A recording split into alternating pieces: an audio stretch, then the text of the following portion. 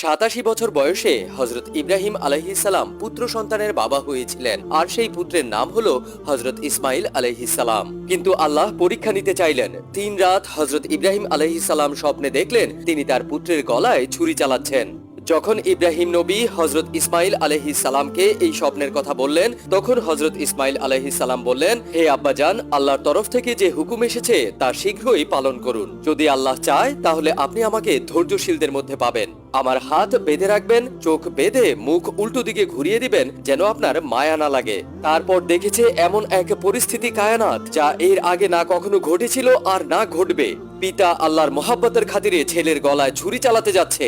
আল্লাহ তো শুধু তার বান্দাদের পরীক্ষা করছিলেন। জিবরাইল আলাইহিস সালামকে বললেন, জিবরাইল, আমার বান্দা থামবে না, শীঘ্রই সেখানে একটা পশু দিয়ে ইসমাইলকে বদলে ফেলো। আর এভাবেই দুই নবী প্রমাণ করে দিলেন আল্লাহর ভালোবাসার চাইতে বড় কিছু নেই। সুবহানাল্লাহ।